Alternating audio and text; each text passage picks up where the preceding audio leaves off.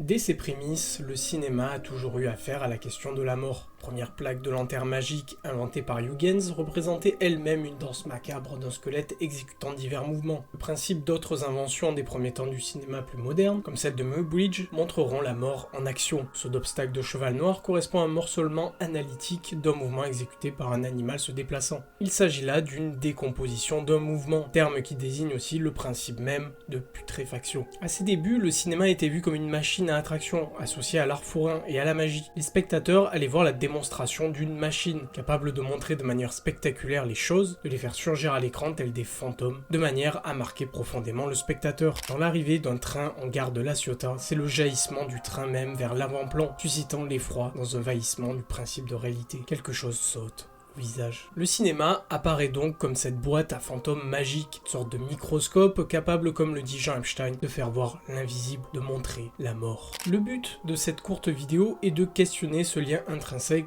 entre le 7e art et la mort, par l'étude notamment de diverses séquences filmiques mettant en scène de manière singulière le trépas. Elle pose des questions esthétiques, éthiques et politiques. Je précise qu'il ne s'agit pas là de traiter de la personnification de la mort à l'écran, c'est-à-dire de figures représentant la mort, ni d'étudier la mort présumé du cinéma, cette tendance contemporaine qui viserait à dire que le cinéma, c'était mieux avant. Mais il s'agit là plutôt de s'intéresser à l'objet mort en tant que tel et à sa monstration à l'écran. Je vous souhaite à tous et toutes une excellente vidéo.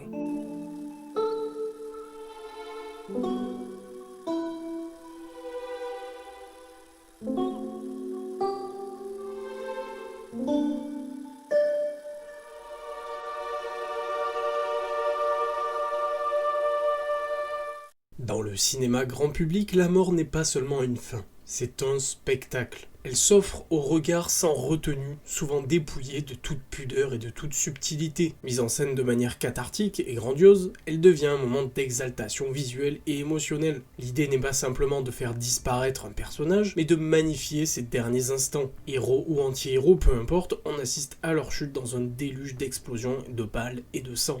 Un des exemples les plus marquants de cette glorification de la mort, c'est bien entendu la fin de Tony Montana dans Scarface de Brian De Palma. Dans cette scène culte, Tony est assiégé dans sa propre demeure par les hommes de son rival Sosa. Retranché dans son manoir, il s'enferme dans son bureau, armé jusqu'aux dents, prêt à livrer un dernier barreau d'honneur. Les murs rouges de la pièce ne sont pas anodins. Ils renforcent l'atmosphère de violence imminente, comme une annonce silencieuse du massacre qui se prépare. La mise en scène joue habilement avec le suspense. Le montage alterne entre des plans de Tony qui s'équipe lourdement et les images des caméras de surveillance où l'on voit les assaillants monter, toujours plus nombreux, les escaliers de son manoir. Cette alternance crée une tension croissante, une montée inexorable vers l'inévitable. Puis vient l'affrontement. L'agonie de Tony Montana est longue, brutale, presque interminable. Criblé de balles à intervalles réguliers, il continue pourtant à tenir tête. Il est le seul à parler, hurlant insultes et provocations, juché au sommet d'un escalier avec un fusil d'assaut équipé d'un lance-grenade. Cette position surélevée, combinée à sa parole dominante et son armement démesuré, lui confère une stature presque mythique, une icône de puissance qui refuse de tomber. Le climax visuel est atteint avec ce fameux ralenti. Tony s'effondre en criant, les bras écartés comme une figure christique, avant de chuter dans une fontaine devenue rouge de son propre sang, sous une musique dramatique qui appuie l'intensité tragique de la scène. Oui, la mort de Tony Montana est une sanction pour ses crimes, mais paradoxalement la mise en scène, par son excès, sa dramatisation et son esthétisation, finit par transformer Tony en une figure quasi sacrée, un martyr moderne.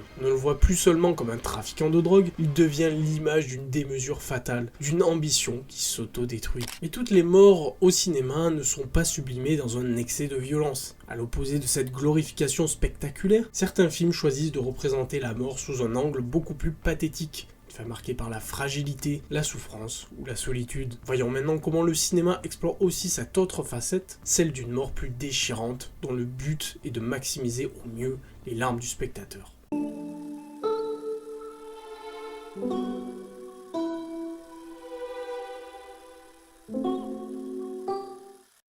Dans un tout autre registre, La ligne verte de Franck Darabont propose une représentation de la mort qui bascule cette fois-ci du côté du pathos pur. John Coffey, interprété par Michael Clarke Duncan, est un Afro-Américain accusé à tort du viol et du meurtre de 2 jeunes filles. Condamné à mort par l'État de Louisiane, il est incarcéré dans le pénitencier de Cold Mountain, dans l'attente de son exécution. Au fil du récit, Coffey noue une relation profondément humaine avec Paul Edgecombe, le chef des gardiens, incarné par Tom Hanks. Lorsque l'heure de l'adieu arrive, la scène est baignée de larmes et d'une immense douleur. Le dénouement du film regorge de procédés destinés à susciter un maximum d'émotion chez le spectateur. D'abord, une musique douce et mélancolique s'installe en fond sonore. Elle gagne progressivement en intensité, guidant l'émotion du spectateur et amplifiant le poids de la scène. Ces tonalités basculent brusquement, soulignant l'irréversibilité de la sentence qui va s'abattre sur Coffey. Visuellement, Darabont enchaîne une série de plans rapprochés sur les visages bouleversés des gardiens. Cette galerie de regards en larmes prépare le terrain pour un échange plus intime entre Coffey et Edgecombe. Un jeu de champ contre champ et de gros plans resserre leur connexion. Tout ici est calibré pour accentuer une seule chose, le caractère misérabiliste de la séquence. Le point culminant survient avec l'activation de la chaise électrique. L'exécution elle-même est filmée au ralenti, accompagnée d'une musique dramatique qui atteint son paroxysme. En contre-champ, on découvre le visage brisé de Paul Edgecombe, submergé de larmes. C'est l'image même du remords et de la douleur d'un homme qui a participé à un acte qu'il juge profondément injuste. Franck Darabont joue ici sur 2 niveaux d'émotion théorisés par Raymond Bellour dans Le corps du cinéma. Premièrement, il joue sur ce qu'il appelle l'émotion intensive ou affective, c'est-à-dire l'émotion qui touche directement le spectateur grâce à un effet de mise en scène appuyé, ici les gros plans sur les visages en pleurs. Deuxièmement, Franck Darabont joue sur l'émotion textuelle, celle qui s'appuie sur les souvenirs accumulés par le spectateur tout au long du film. Par exemple, le contact direct entre Coffey et Edgecombe renvoie directement à la scène où Coffey avait guéri l'infection du gardien, révélant son pouvoir quasi surnaturel.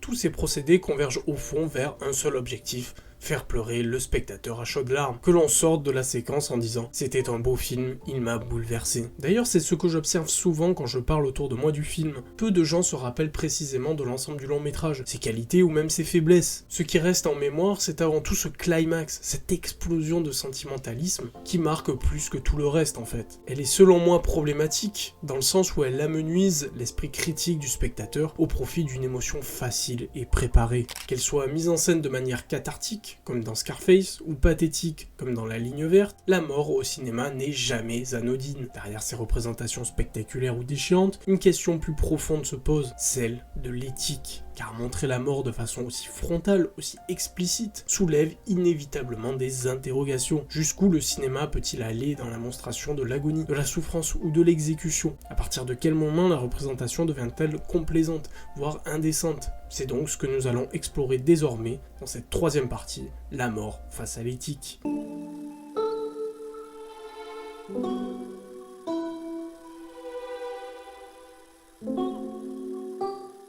Montrer la mort de façon trop directe, trop frontale, peut vite flirter avec l'obscénité. C'est exactement ce que dénonçait le cinéaste et critique Jacques Rivette dans son célèbre article de l'abjection. Dans ce texte incisif, Rivette s'en prend violemment au film Capo du réalisateur italien Gillo Pontecorvo, l'une des premières fictions à traiter des camps de concentration nazis. Son reproche est clair, le film tente de représenter l'indicible avec un réalisme cru, au risque de basculer dans une forme de voyeurisme. Capo raconte l'histoire d'Edith, une jeune femme juive, seule survivante de sa famille, déportée dans un camp nazi. De victime, elle devient progressivement Capo, c'est-à-dire gardienne auxiliaire au sein du camp.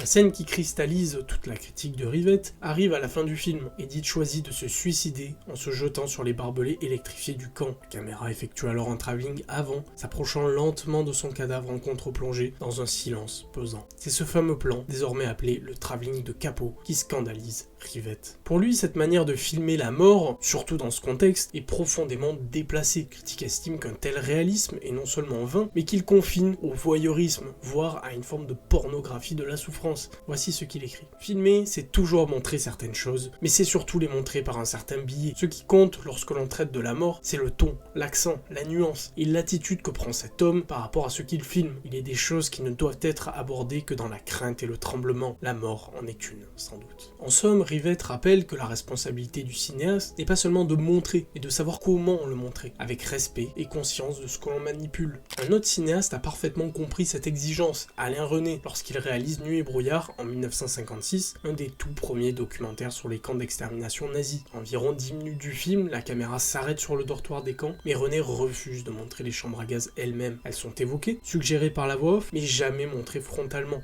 Voici comment René explique son choix. De ce dortoir de briques, de ces sommeils menacés, nous ne pouvons que vous en montrer l'écorce, la couleur, car aucune description, aucune image ne peuvent rendre leur véritable dimension. Autrement dit, il reconnaît que certaines réalités dépassent la capacité de l'image à les représenter fidèlement. Par respect pour les victimes et pour ne pas tomber dans une curiosité morbide, il préfère la suggestion à la démonstration brute. C'est un exemple puissant de cinéma éthique qui traite la mort avec minutie et humanité, sans céder à la tentation de choquer ou de fasciner inutilement. Face à ces représentations de la mort parfois brutales ou complaisantes, certains cinéastes choisissent une voie bien différente, celle de la pudeur. Plutôt que d'exposer frontalement l'agonie ou la violence, ils préfèrent comme René suggérer, éluder ou simplement évoquer la disparition. Dans ce type de cinéma, la mort n'est pas un spectacle mais un silence, une absence qui s'impose avec discrétion. Et c'est cette manière de représenter la mort, tout en délicatesse, que nous allons explorer dans cette dernière partie, à travers l'analyse du cinéma du réalisateur contemporain français, Michael Herz.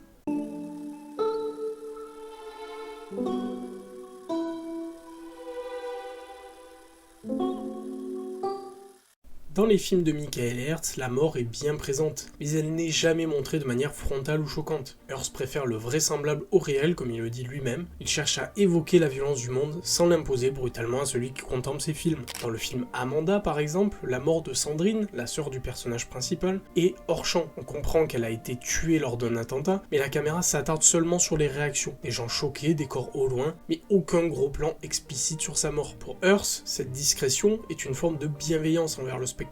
Il refuse d'alourdir inutilement le récit par des images insoutenables. On retrouve un procédé similaire dans Memory Lane. Le père des deux héroïnes, Muriel et Céline, est atteint d'un cancer en phase terminale. Mais sa disparition ne sera jamais filmée à l'écran. La dernière fois qu'on le voit, celui-ci se promène paisiblement avec sa fille dans un parc. Nous n'aurons jamais accès à sa mort. Michael Herz utilise aussi ce que l'on pourrait appeler des sas émotionnels. Il prépare doucement son spectateur à la tragédie. Avant le drame, il installe des scènes simples et paisibles, des balades, des moments de quotidien, qui permettent d'aborder la mort en toute sérénité. Pour revenir à l'exemple d'Amanda, juste avant l'attentat, la lumière du jour s'estompe doucement, la musique s'arrête, l'ambiance change subtilement. On sent que quelque chose va arriver, sans être pris de court.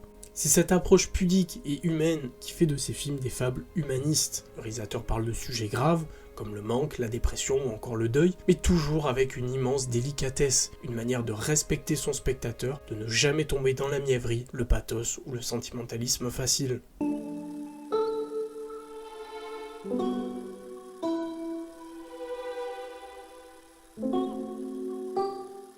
Ainsi, le cinéma est une immense boîte à fantômes. Sur l'écran, nous voyons des visages, des corps, des présences qui, pour beaucoup, appartiennent déjà au passé. Les acteurs eux-mêmes, avec le temps, deviennent des silhouettes disparues, capturées à jamais par la pellicule. Mais cette idée de fantôme ne s'arrête pas là. Dans les récits eux-mêmes, à l'intérieur des histoires qu'on nous raconte, les personnages ne cessent de croiser la mort. C'est alors aux cinéastes de décider comment ils vont filmer ces passages. Vont-ils choisir le spectaculaire, l'excès, la grandiloquence? Ou bien préféreront-ils une approche plus pudique, plus retenue, qui laisse au spectateur la place d'éprouver sans être écrasé? Car au fond, lorsqu'il met en scène une mort, le cinéaste ne se contente pas de montrer la fin d'une vie fictive.